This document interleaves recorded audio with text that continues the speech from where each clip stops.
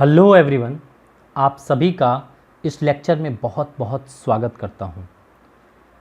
आपको पता है कि लास्ट लेक्चर में हमने रिडक्शन मेथड का फर्स्ट वाला रिडक्शन प्रोसेस करा था, दैट इज़ केमिकल रिडक्शन। और उस केमिकल रिडक्शन में हमने देखा था कि कार्बन से कैसे रिडक्शन किया जा सकता है, एल्यूमिनियम से कैसे रिडक्शन किया जा सकता है। कार्बन से जो रिडक्शन होता था उसको हमने क्या कहा था, स्मेल्टिंग कहा था, ठीक है। और हमने जो एल्यूमिनियम के साथ में कराया था उसको हमने एल्यूमिनोथर्माइट प्रोसेस कहा था, ठीक है। यानी कि एल्यूमिनोथर्माइट यानी कि एल्यूमिनियम से रिडक्शन करना। तो इस तरीके से रिडक्शन तो स्टार्ट कर चुके थे। आज रिडक्शन का दूसरा क्लास है और कोशिश करेंगे कि इसमें कंप्लीट कर लें। इलिंगम डायग्राम के लिए एक अलग सा लेक्चर लेंगे, मतलब उसमें जितने भी क्वेश्चंस होंगे और जो भी होगा उसको इलिंगम डायग्राम को एक अलग से लेक्चर लिया जाएगा, तो वो ज़्यादा अच्छा होगा आपके लिए, ठीक है। तो चलिए स्टार्ट करते हैं यहाँ से सेल्फ रिडक्शन, और फिर हम उसे कहते हैं ऑटो रिडक्शन। इसका मतलब क्या है ये समझना, नाम से ही क्लियर है कि इसमें किसी भी तरह का रिड्यूसिंग एजेंट की ज़रूरत हमें नहीं है। बिना किसी रिड्यूसिंग एजेंट के यूज़ किए ही हमारा काम हो जाएगा, राइट। तो हम यहाँ पे ये देखेंगे कि आखिर कैसे हो जाएगा अपने आप। तो पहले देख लेते हैं कि certain metals are reduced to metal without any what additional reducing agent. तो किसी भी तरह का हम रिड्यूसिंग एजेंट यूज़ नहीं करेंगे और फिर भी मेटल ऑक्साइड को मेटल में हम रिड्यूस कर पाएंगे। ऐसा कैसे कर पाएंगे? आपको पता है, जब मैं रोस्टिंग पढ़ा रहा था तो एक पार्शियल रोस्टिंग वहाँ पे पढ़ाया था मैंने। क्या पढ़ाया था? पार्शियल रोस्टिंग पढ़ाया था, ठीक है। तो वो पार्शियल रोस्टिंग में क्या बताया था मैंने कि PbS, यही एग्जांपल एज इट इज़ लिया था मैंने कि लीड का सल्फाइड है, जब ऑक्सीजन के साथ में रिएक्शन करता है तो ये PbO एंड साथ में SO2 बनाता है, यानी कि इसका पार्शियल रोस्टिंग होता है। पार्शियल रोस्टिंग कहने का मतलब है कि PbS जो है वो पूरी तरीके से अभी ऑक्सीजन से रिएक्शन करके PbO नहीं बना है, अभी आधा यहाँ पे बना है, राइट। थोड़ा सा रिएक्ट किया है और जैसे ही ये PbO बन जाता है, ये PbO बनने के बाद ये इस PbS को, जो बचा हुआ PbS है कंटेनर में, तो वो PbO जो बना है इसको फिर से क्या करता है, रिड्यूस कर देता है। और रिड्यूस करने के बाद आपको पता चलता है कि हाई टेम्परेचर और एब्सेंस ऑफ एयर में ये रिएक्शन करवाते हैं, तो यहाँ पे अपने को Pb मिल जाएगा रिडक्शन के बाद, और साथ में SO2 गैस रिलीज हो जाएगा। बात समझ में आ रही है? तो इस तरीके से पार्शियल रोस्टिंग, जो जितने भी हमने 3 एग्जाम्पल पार्शियल रोस्टिंग के लिए थे, और फिर हमने उसका क्या कराया था, रिडक्शन करवा दिया था, जो भी प्रोडक्ट मिलता है ना। तो ओवरऑल कहने का मतलब ये है कि सेल्फ रिडक्शन में क्या होगा, बार बार ये मैं बता देता हूँ कि बार बार ये होगा कि वहाँ पे अपने आप एक ऑक्साइड बनेगा और वही ऑक्साइड रिड्यूस करने का काम करेगा और वो मेटल बना देगा, मेटल ऑक्साइड को मेटल बना देगा। किसी भी इसी तरीके से प्रोसेस होगा कि पहले पार्शियल रोस्टिंग होगा उसका, उसमें एक ऑक्साइड बनेगा और वो ऑक्साइड रिडक्शन का काम करेगा जो भी बचे हुए सल्फाइड हैं उसका, राइट। तो इस तरीके से आप आराम से क्या करते हो, सेल्फ रिडक्शन कर लेते हो without any external reducing agent add किए बिना, है ना। आप किसी भी तरह का एक्सटर्नल रिड्यूसिंग एजेंट कुछ यूज नहीं कर रहे हो, रिएक्शन स्टार्ट कर रहे हो अपने आप, वहां पे रिड्यूसिंग एजेंट वहां पे जनरेट हो रहा है और उसी से अपना काम चल रहा है। आइए दूसरा जो सेल्फ रिडक्शन की हम बात करते हैं कॉपर की। सो कॉपर का अगर सेल्फ रिडक्शन करेंगे तो वो होता है बेसेमराइजेशन, राइट, जिसे बेसेमर कन्वर्टर में हम उसको करवाते हैं। तो ये जो डायग्राम आप देख पा रहे हैं वो बेसेमर कन्वर्टर का ही डायग्राम है, ठीक है। उसमें आप क्या करते हो कि ऊपर से पहले ओर एंड SiO2 फ्लक्स के साथ में आप ऐड करते हो। ये रिएक्शन कैसे होगा, ये बात की बात है, पहले डायग्राम आप देख लीजिए। इधर से आप जो होल्स है, ये छोटे छोटे जो होल्स आपको दिख रहे हैं यहाँ पे जो मैंने बना रखा है, ये वाला छोटे छोटे होल्स, ये एयर पास करेंगे, इससे एयर आएगा, एयर का ब्लो करवाएंगे अंदर में हम, ठीक है। इस तरीके से एयर जाएगा। अब यहाँ पे ऊपर में एक लेयर बन रहा है स्लैग का और नीचे ब्लिस्टर कॉपर का। ये कैसे बन रहा है, आइए अब हम इसकी रिएक्शन को समझते हैं। सबसे पहले आपने क्या करा कि Cu2s एंड FeS, जिसको हम कॉपर मैट भी कहते हैं, आपको मैं बताया था लास्ट बार में, इंपॉर्टेंट बताया था कि कॉपर मैट का कॉम्पोजिशन आपको याद होना चाहिए कि Cu2s कॉपर का सल्फाइड एंड आयरन का सल्फाइड, इन दोनों का मिक्सचर होता है, तो हम उसको क्या कहते हैं, कॉपर मैट कहते हैं। अब यहाँ पे SiO2 यानी कि ये फ्लक्स के तरह यहाँ पे रहेगा, तो क्या होगा कि इसको मैं अभी बताता हूं कि ब्लिस्टर कॉपर बनेगा एंड स्लैग बनेगा। लेकिन ब्लिस्टर कॉपर कैसे बनेगा एंड स्लैग कैसे बनेगा, ये चीज हम देखना पड़ेगा हमें। तो सबसे पहले मैं स्लैग बना के आपको बताता हूं कि स्लैग आखिर बन रहा है कैसे। तो यहां पे जो FeS मौजूद है, ये FeS पहले जो एयर हम ब्लो करवा रहे हैं यहां से, इसके थ्रू यहाँ पे जो एयर जो यहाँ पे हमने होल्स रखे हैं, वो एयर जो हम O2 ब्लो करवा रहे हैं, वो रिएक्शन करके पहले आयरन का ऑक्साइड बनाएगा, और इस आयरन के ऑक्साइड बनने के बाद SO2 गैस रिलीज होगा क्योंकि यहाँ पे सल्फाइड है। उसके बाद जो ये FeO बना है, इस FeO का रिएक्शन यहाँ पे एक तरीके से ये गैंग की तरह काम कर रहा है, यानी कि इंप्यूरिटीज की तरह काम कर रहा है। यहाँ पे इस इंप्यूरिटीज के लिए हमें एक, चूंकि ये बेसिक फ्लक्स है, ये सॉरी बेसिक गैंग है, ये बेसिक है, सो बेसिक गैंग, मेटल का ऑक्साइड बेसिक गैंग, तो हमें फ्लक्स लेना पड़ेगा एसिडिक यानी कि नॉन मेटल का ऑक्साइड। तो एसिडिक फ्लक्स हमने ले लिया, एसिड बेस का रिएक्शन होगा तो क्या बना लेगा, स्लैग का फॉर्मेशन कर लेगा। हमने डिटेल में देख रखा है कि फ्लक्स और स्लैग कैसे बनते हैं, जब गैंग से फ्लक्स मिलता है तो यहाँ पे स्लैग का फॉर्मेशन होता है। अब देखिए, ये तो था स्लैग की बात कि स्लैग कैसे बना है। सर ब्लिस्टर कॉपर कैसे बना, यहाँ पे डायरेक्ट आपने लिख दिया है कि Cu2s FeS प्लस SiO2 ये प्रोडक्ट है, बट यहाँ पे ब्लिस्टर कॉपर बना है कैसे, ये देखते हैं। आइए, तो Cu2s जो आपने लिया था यहाँ पे, ये Cu2s यहाँ पे लीजिए, जो एयर आप ब्लो करवा रहे हैं उस O2 का रिएक्शन ये इससे होगा, जो एयर आप ब्लो करवा रहे हैं यहाँ पे, इस O2 का रिएक्शन Cu2s से होगा। जब एक बार आपने इस तरीके से करवाया तो यहाँ पे प्रोडक्ट Cu2 आया, यहाँ पे पार्शियल ऑक्सीडेशन हुआ है, ये पार्शियल रोस्टिंग कह सकते हैं। ये क्या हुआ है, पार्शियल रोस्टिंग हुआ है बेटा। अब क्या होता है प्रोसेस इसका, आपको पता चल गया कि यही प्रोडक्ट क्या करेगा, बचा हुआ जो CuS था कंटेनर में, अब ये ऑक्साइड जो है इसको रिड्यूस कर देगा और यहाँ पे कॉपर मिल जाएगा और यहाँ पे SO2 रिलीज हो जाएगा क्योंकि सल्फाइड हो रहे हैं। तो ये ब्लिस्टर कॉपर है। तो ब्लिस्टर का मतलब होता है क्या, छाला, यानी कि ये कुछ इस तरीके से ब्लिस्टर कॉपर ना मेटल में इस तरीके से एक बहुत ही भद्दा सा है ना छाला पड़ा हुआ, आप जानते हो ना पैर में छाले पड़ते हैं, फोड़े ओड़े हो जाते हैं, वैसे वैसे आपको मेटल वहां पे अपीयरेंस में देखने को मिलता है। तो ब्लिस्टर कॉपर को इसीलिए ब्लिस्टर कॉपर कहा जाता है क्योंकि वहां पे अपीयरेंस उसका ब्लिस्टर टाइप से होता है, यानी कि छाला होता है कि फोड़े जैसे वहां पे उठे उठे मेटल से रहते हैं। ठीक है, तो इसी कारण इसको हम ब्लिस्टर कॉपर भी कहते हैं। तो आई थिंक जो हमने अभी ये बताया कि कैसे आखिर हम, सो आई थिंक अब आपको ये पूरी तरीके से जो प्रोसेस हमने बताया है कि कैसे आखिर सेल्फ रिडक्शन हो सकता है, ये प्रोसेस समझ में आ गया होगा। तो ये सेल्फ रिडक्शन था। अब हम जो रिडक्शन और बचे हुए हैं उन सभी रिडक्शन को वन बाय वन हम देखेंगे। सो नेक्स्ट रिडक्शन जो था आपका वो मेटल डिस्प्लेसमेंट मेथड था, राइट? क्या था? मेटल डिस्प्लेसमेंट मेथड था। तो हम क्या करते हैं कि जैसा कि आप नॉर्मल पढ़ चुके हो, 10th में ही पढ़ते हो, क्लास 8th में भी पढ़ते हो कि मोर इलेक्ट्रो पॉजिटिव मेटल जो होता है वो अपने से लेस इलेक्ट्रो पॉजिटिव मेटल को क्या करता है, डिस्प्लेस कर देता है। जैसे आपने सीरीज एक याद किया होगा ना कि इलेक्ट्रोकेमिकल सीरीज आप याद किए होंगे। उस सीरीज में आप देखोगे तो हाइड्रोजन बीच में रहता है, ऊपर मेटल रहते हैं, नीचे मेटल रहते हैं, तो ऊपर वाला मोर रिएक्टिव, नीचे वाला लेस रिएक्टिव। सो यहाँ पे more reactive metal will displace less reactive metal. यहाँ पे जैसे जिंक जो है वो कॉपर को डिस्प्लेस करेगा, खुद बना लेगा जिंक का सल्फेट एंड कॉपर अलग हो जाएगा। तो कॉपर यहाँ पे क्या हुआ बेटा, रिड्यूस हुआ। तो ये भी एक रिडक्शन का प्रोसेस है ना। तो लेकिन यहाँ पे कैसे रिड्यूस हुआ, ये डिस्प्लेसमेंट करके हुआ है, इसीलिए हम यहाँ पे कहते हैं कि मेटल डिस्प्लेसमेंट मेथड, यानी कि रिडक्शन का ये भी एक तरीका है, ऐसे भी आप रिड्यूस कर सकते हो।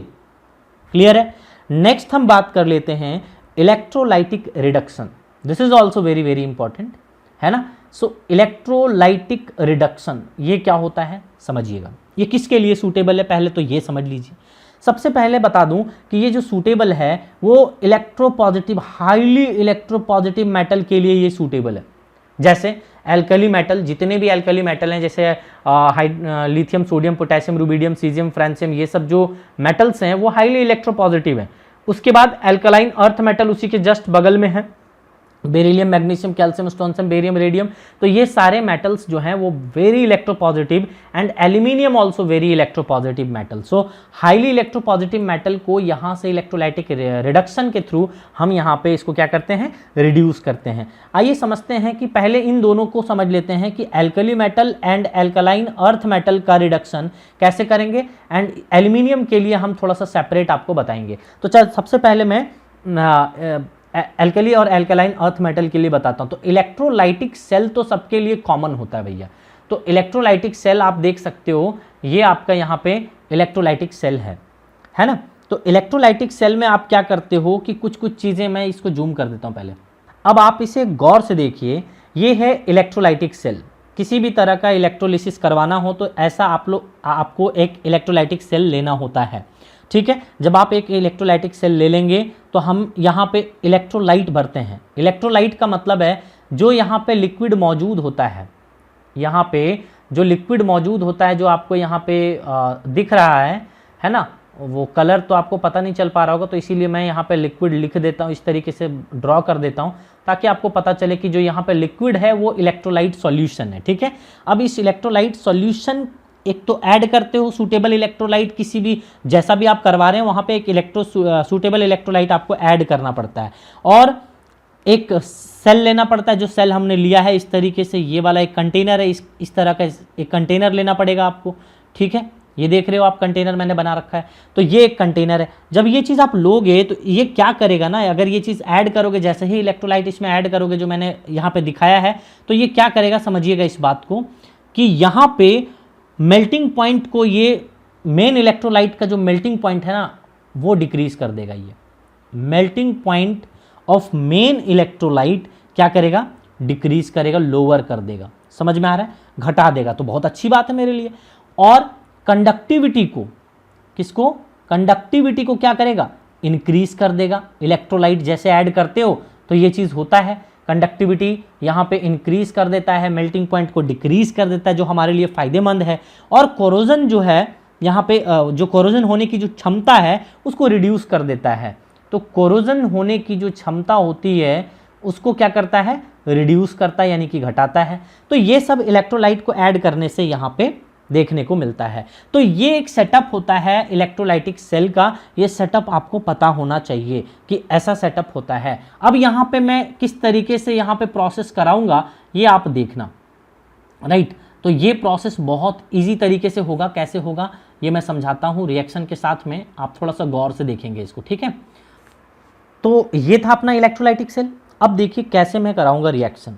अगर मान लीजिए आपको सोडियम मेटल का इलेक्ट्रोलिसिस कराना है, तो अगर मान लीजिए सोडियम मेटल का इलेक्ट्रोलिसिस करवाना है आपको, तो क्या करेंगे, इसके लिए हम एक पर्टिकुलर मेथड बोलते हैं, दैट इज डाउन्स प्रोसेस। क्या बोलते हैं, डाउन्स प्रोसेस, राइट। इसमें क्या होता है कि इस कंटेनर में आपने मोल्टेन NaCl लेना होता है। मोल्टेन NaCl आपने इस कंटेनर में लिया, और साथ में यहाँ जो इलेक्ट्रोलाइट यूज करते हो दैट इज CaCl2 का इलेक्ट्रोलाइट यूज करते हो। और जो ग्रेफाइट होता है यहाँ पे एनोड में जो देख रहे हो, यहाँ पे एनोड, ये वाला एनोड वाला पार्ट आप देख रहे हो, इस वाले ये वाला जो इलेक्ट्रोड है ये एनोड है। ये एनोड जो होगा अपना ग्रेफाइट का होगा। एंड इसी तरीके से कैथोड की अगर हम बात करें तो आयरन का हम कैथोड ले लेते हैं। ये वाला जो इलेक्ट्रोड है दिस वन, सो ये मैं आयरन का इलेक्ट्रोड ले लेता हूं। अब आप प्रोसेस को स्टार्ट करिए। तो जब आप प्रोसेस को स्टार्ट करेंगे ना, तो ये क्या करेगा, NaCl जो आपने लिया था है ना, या मोल्टेन NaCl जो आपने लिया था, वो सबसे पहले यहाँ पे ब्रेक करेगा आयंस के फॉर्म में, that is Na+ and Cl- में, ऐसा ब्रेक करेगा। फिर क्या होगा, अब ये प्लस वाला है तो प्लस वाला किधर जाता है, नेगेटिव की ओर। नेगेटिव टर्मिनल में कौन होता है, कैथोड, ठीक है। तो नेगेटिव टर्मिनल ये होता है कैथोड वाला, और ये पॉजिटिव टर्मिनल होता है एनोड वाला। तो ये प्लस वाला जाएगा माइनस के पास, यानी कि किस में जाएगा, कैथोड पे। एट कैथोड, सो कैथोड पे कौन जाएगा, Na+, यानी कि यहाँ पे Na+ जब कैथोड के पास जैसे ही जाएगा तो कैथोड के पास ढेर सारा इलेक्ट्रॉन है, इसको इलेक्ट्रॉन मिल जाएगा कैथोड से और ये खुद को अपने मेटल में कन्वर्ट कर लेगा। ये देखो मेटल हमें मिल गया है।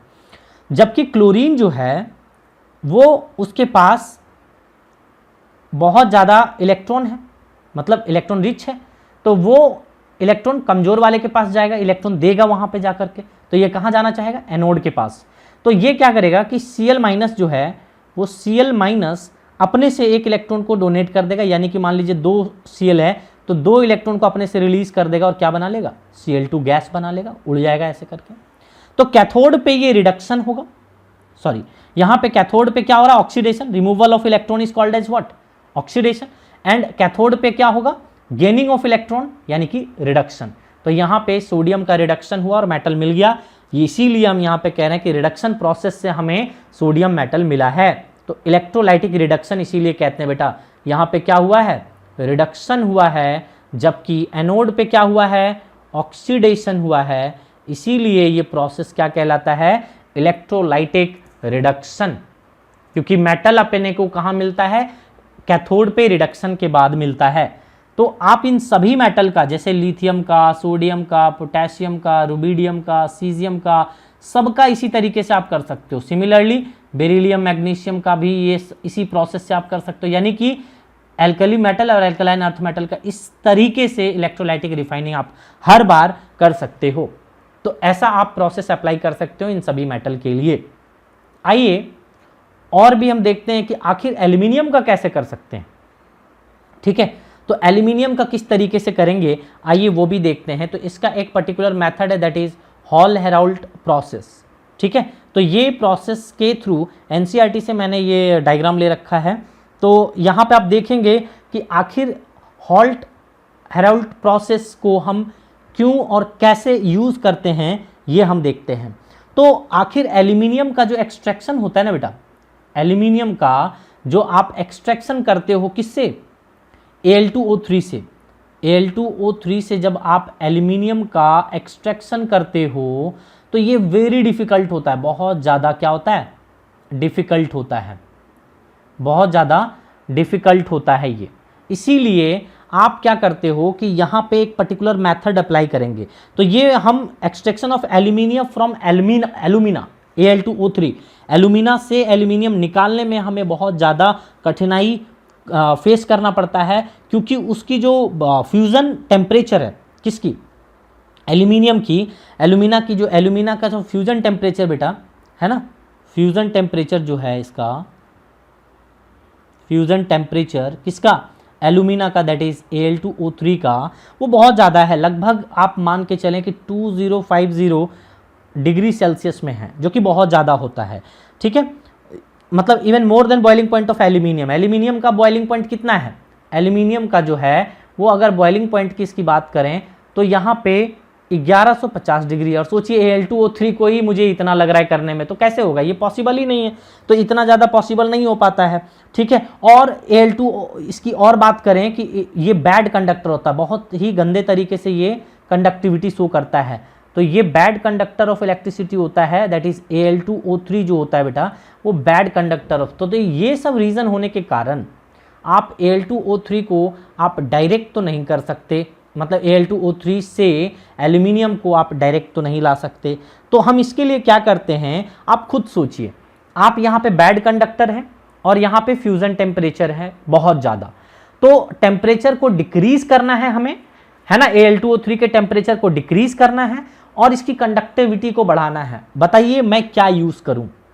आपको पता है कि हम एक चीज़ यूज़ कर सकते हैं और मैंने आपको ऑलरेडी बता रखा है, दैट इज़ व्हाट, क्रायोलाइट और फ्लोस्फार एक होता है ना, वो आप यूज़ कर सकते हो, जिसको न्यूट्रल फ्लक्स कहते हो आप। ठीक है, मैंने पढ़ा रखा है ये चीज़। तो हम यहाँ पे यूज़ करते हैं क्या, Na3ALF, Na3 एंड देन क्या करते हो बोलो, Na3ALF6 एंड देन CaF2। तो यहाँ पे ये क्या है, क्रायोलाइट, और ये क्या है, फ्लोस्फर, ठीक है।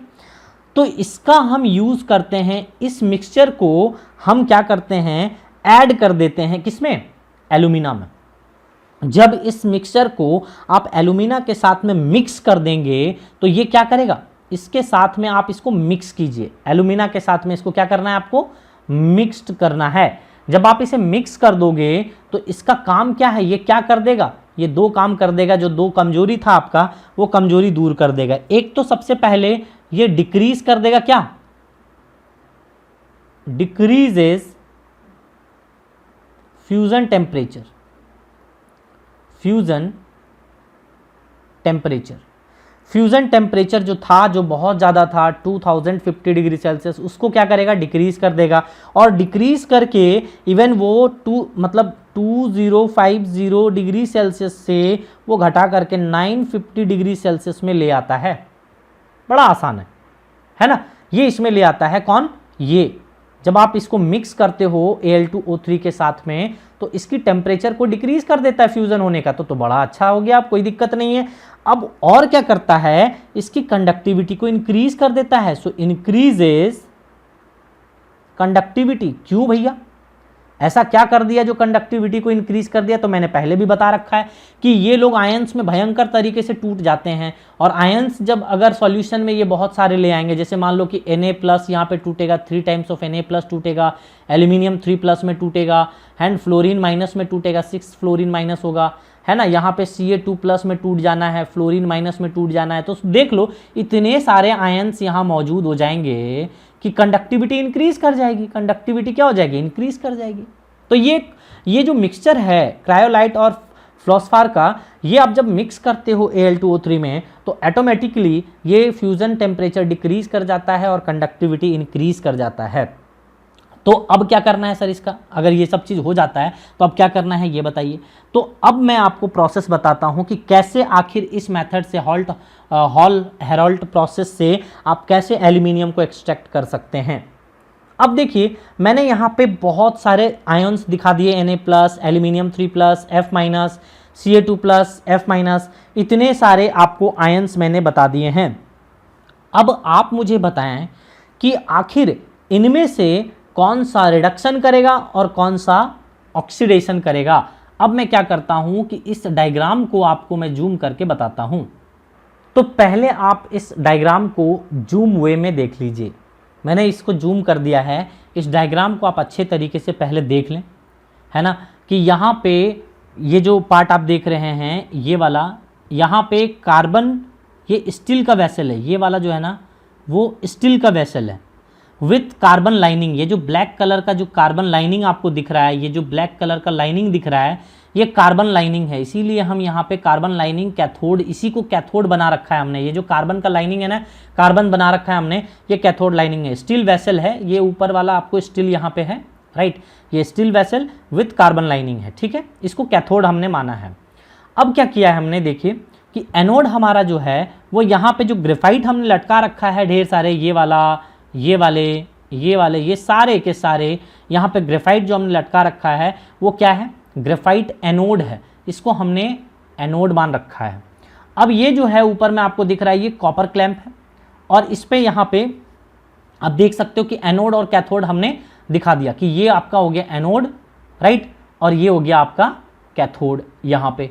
तो अब आप मुझे बताइए जितने भी रेडिकल्स हैं, ये तो आयरन का हो गया, स्टील का, और ये मोल्टेन एल्यूमिनियम यहाँ पे आपने ले रखा है Al2O3 Na3Alf6 ले रखा है। और सबसे इंपॉर्टेंट बात कि ये जो आपने लिया है दैट इज 1:9 रेशियो में लिए हो, 1:9 रेशियो में आपने यहाँ पे ये चीज़ ले रखा है। अब आप अच्छे तरीके से डायग्राम को देख लें, मैं आपको अब रिएक्शन बताता हूँ कि कैसे कैसे आखिर ये रिएक्शन प्रोसीड करता है। अब इस पे होने वाला रिएक्शन किस तरीके से होगा, तो सबसे पहली बात मैं यहाँ पे बताऊँ कि अगर हम बात करें फ्रॉम Al2O3, ठीक है, तो कौन कौन से आयंस मिलेंगे हमें अपने को, यहाँ पे हमें आयंस मिलेंगे एल्यूमिनियम 3+ और क्या मिलेगा O2-। जबकि आप देख लें कि क्रायोलाइट से हमें क्या मिल रहा है, तो क्रायोलाइट, ठीक है, क्या कि यही दोनों तो मिक्स था ना उसमें अंदर में, तो क्रायोलाइट से हमें क्या मिल रहा है, AlF3 NaAlF3, राइट। तो यहां पे हमें मिल जाएगा AlF3, जो कि यहां से भी 2 आयंस मिलेंगे, एल्यूमिनियम 3+ एंड क्या मिलेगा, फ्लोरीन माइनस। तो अब देखिए यहां पे मेरे पास केटायन एनायन ये आ गए। तो अगर मैं बात करूं तो यहां पे एल्यूमिनियम का क्या होगा, एल्यूमिनियम कहां पे जाएगा, कैथोड पे, क्योंकि जो पॉजिटिव वाले होते हैं वो कहां जाते हैं, अभी बताया मैंने। सो कैथोड पे कौन जाएगा, कैथोड पे जो रिएक्शन होगा वो कैथोड पे क्या जाएगा, बोलो। कैथोड पे रिएक्शन जो होगा वो रिडक्शन होता है, ये तो पता है आपको, रिडक्शन प्रोसेस होता है। तो कैथोड पे रिडक्शन होगा तो किसका रिडक्शन होगा, एल्यूमिनियम का। तो एल्यूमिनियम 3+ क्या करता है, 3 इलेक्ट्रॉन को गेन करेगा और सीधे पहुंच जाएगा कहां पे, एल्यूमिनियम में। देखो रिड्यूस होकर के मेटल आपको मिल चुका है, एल्यूमिनियम मेटल मिल चुका है। अब जो फ्लोरीन है ना, मैंने दोनों को कर देना है। हालांकि ऑक्सीजन और फ्लोरीन में ऑक्सीजन ज़्यादा अपना जो है इलेक्ट्रॉन को डोनेट करने का पावर, O2 में जाने का एफिनिटी उसको ज़्यादा है, लेकिन मैं दोनों का रिएक्शन ही आपको करके बता देता हूँ। जैसे मान लीजिए कि यहाँ पे फ्लोरीन की अगर रिएक्शन बात करें, है ना, क्रायोलाइट से अगर बात करें इसकी, तो इस जगह पे O2 का क्या होगा, ये फ्लोरीन माइनस की अगर हम बात करें तो देखिए फ्लोरीन माइनस है, ये अपना 3 इलेक्ट्रॉन को लूज करके, है ना, 2 फ्लोरीन 3 इलेक्ट्रॉन को लूज करके और यहाँ बना लेगा 3/2 F2, मतलब सिंपली F2 बना लेता है। ये 2 फ्लोरीन 2 इलेक्ट्रॉन को लूज करके यहाँ पे सिंपली आप कर सकते हो 2 इलेक्ट्रॉन और 2 इलेक्ट्रॉन को लूज करके यहाँ पे F2 बना देगा, ठीक है। अब यहाँ पे F2 मिल गया आपको, Al मिल गया, है ना, ये मिल गया। अब क्या करता है कि ये जो F2 मिला आपको, ये रिएक्ट कर जाता है Al2O3 से, यानी कि ये F2 किससे रिएक्ट कर गया, Al2O3 से। क्या बना लेगा, यहां पे बना लेगा AlF3 एंड साथ में O2 गैस रिलीज होगा। क्लियर। तो इसी तरीके से अब जो यहां पे ऑक्सीजन मिला है, ये O2, जो ये O2 माइनस था, ये 2 इलेक्ट्रॉन को यहां से रिमूव करेगा अपने से, -2 इलेक्ट्रॉन होगा और ये O2 में पहुंच जाएगा, O2 गैस बन जाएगा। और ये O2 क्या करेगा पता है, कार्बन के साथ में रिएक्शन कर जाएगा, यानी कि ये वाला O2, अब मैं आपको दिखाता हूं कि ये वाला O2 क्या करेगा, carbon plus O2 gives CO2। इससे क्या होगा बेटा, आप समझिए अच्छे तरीके से। यहां पे इस CO2 बनने से मतलब हो क्या रहा है, ये डायग्राम में आप देखिए, एल्यूमिनियम तो आपको मिल चुका है, यहां पे देखिए ये जो प्रोसेस में यहां पे ये जो था इसका मिक्सचर हमने लिया, सबसे पहले इसका मिक्सचर लिया। यहां पे आपने क्या देखा कि एल्यूमिनियम का रिडक्शन हो गया कैथोड पे जाकर के, तो यानी कि ये कैथोड पे रिडक्शन इसका यहां पे मैं करा देता हूं। क्या, एल्यूमिनियम 3+ 3 इलेक्ट्रॉन को गेन करके कहां चला गया बेटा, एल्यूमिनियम में। मेटल तो आपको मिल गया है, कोई डाउट नहीं है, लेकिन होता क्या है प्रोसेस में कि यहाँ पे ढेर सारा यहाँ पे आयन से F- भी यहाँ से निकलेगा, ऑक्सीजन भी O2- में रहेगा। तो O2- जो है वो 2 इलेक्ट्रॉन को यहाँ पे क्या करेगा, रिलीज कर देगा अपने से और O2 में पहुँच जाएगा। अब ये O2 क्या करता है, जो यहाँ पे मौजूद है ना ग्रेफाइट, ये वाला कार्बन जो मौजूद है, इस कार्बन से रिएक्शन कर जाता है, तो C+O2 गिव्स CO2। अब ये जो बार बार CO2 बन रहा है ना और CO बन रहा है, इनकम्प्लीट कंबसन में CO बनेगा, तो CONCO2 बनने के कारण ये बार बार जो ग्रेफाइट यहाँ लगा हुआ है एनोड में, एनोड का जो ग्रेफाइट बार बार जो जल जा रहा है, ये जल जा रहा है ऑक्सीजन के प्रेजेंस में, ये बर्न हो जा रहा है, ठीक है। तो जिसके कारण हम कहते हैं कि यहाँ पे बार बार ये ग्रेफाइट जल जाता है। इसका डिमेरिट यही है, इसको बार बार चेंज करना पड़ेगा। क्यों, क्योंकि आपका ग्रेफाइट तो एनोड वाला बार बार खत्म हो जा रहा है। क्यों, क्योंकि यहाँ पे जो O2 बन रहा है, ये O2 कार्बन से रिएक्शन कर जा रहा है, तो कार्बन से रिएक्शन करने के बाद यहाँ पे CO2 एंड CO रिलीज कर रहा है, और CO रिलीज करने के मतलब एनोड में ये सब रिलीज होगा। अब जब रिलीज होगा तो आपका डिस्ट्रॉय कर देगा एनोड को, क्या करेगा, डिस्ट्रॉय कर देगा। तो अगर डिस्ट्रॉय कर दिया तो आपको बार बार तो चेंज करना पड़ेगा भाई साहब, समझ रहे हो। तो इसीलिए यहाँ पे दिक्कत आती है। इसका मेन ड्रॉबैक्स हम कह सकते हैं कि यहाँ पे बार बार हमें एनोड को फ्रिक्वेंटली चेंज करना पड़ता है, यही हमारा डिमेरिट है। यही डिमेरिट है इसका, हॉल्ट हेराल्ट प्रोसेस का। लेकिन इसके आने के बाद, इस प्रोसेस के आने के बाद एल्यूमिनियम सस्ता हो गया क्योंकि मेथड बहुत अच्छा था। ठीक है, भले ही हमें चेंज करना पड़ता है लेकिन मेथड बहुत अच्छा है। यहाँ पे अगर आपको मान लीजिए कि 1 kg एल्यूमिनियम अगर पाना है, 1 kg एल्यूमिनियम अगर आपको पाना है, इसको प्रोड्यूस करने के लिए आपको 0.5 kg आपको क्या लेना पड़ेगा, कार्बन एनोड लेना पड़ेगा, कार्बन एनोड लेना पड़ेगा, और तब जाकर के ये प्रोसेस क्या होगा, कंप्लीट होगा। आई थिंक ये पूरा का पूरा प्रोसेस आपको समझ में आया होगा। ठीक है, तो ये बहुत ही इजी प्रोसेस है। कैसे आपने हॉल्ट हेराल्ट प्रोसेस से, है ना, हॉल हेराल्ट प्रोसेस से एल्यूमिनियम को पाया, एंड इलेक्ट्रोलाइटिक रिडक्शन, आखिर दोनों ही इलेक्ट्रोलाइटिक है क्योंकि सेल तो इलेक्ट्रोलाइटिक सेल ही यूज हो रहा है ना, सेल तो दोनों में इलेक्ट्रोलाइटिक यूज हो रहा है। यहाँ पे भी हमने इलेक्ट्रोलाइट यूज करा, और इलेक्ट्रोलाइटिक जहाँ पे अल्कलाइन अर्थ मेटल को भी किया था वहाँ पे भी इलेक्ट्रोलाइटिक सेल यूज़ किया था, इसीलिए ये दोनों को मैंने इलेक्ट्रोलाइटिक रिडक्शन में ही रखा है। ठीक है, अब हम एक क्रॉल्स प्रोसेस आपको बताता हूँ जो कि बहुत इजी और इम्पॉर्टेंट भी आप कह सकते हो। ठीक है, तो बड़ा इजी सा रिएक्शन है, तुरंत कंप्लीट हो जाएगा, इसमें ज़्यादा टाइम नहीं लगेगा। आप देखिए इसको, राइट। सो क्या है next reduction, that is Crolles process। Crawls process है ना, ये भी क्या काम करता है, रिडक्शन का ही काम करता है। जैसे टाइटेनियम का रिडक्शन अगर करवाना हो, मान लो TiCl4, तो मैग्नीशियम को रख दो एज ए रिड्यूसिंग एजेंट की तरह, ये काम कर रहा है, रिड्यूसिंग एजेंट की तरह काम कर रहा है, तो ये क्या हो जाएगा, टाइटेनियम में कन्वर्ट हो जाएगा और साथ में 2MgCl2 बनेगा। ठीक है, इसी तरीके से यहाँ पे आप TiCl4, sodium as a reducing agent आप ले सकते हो।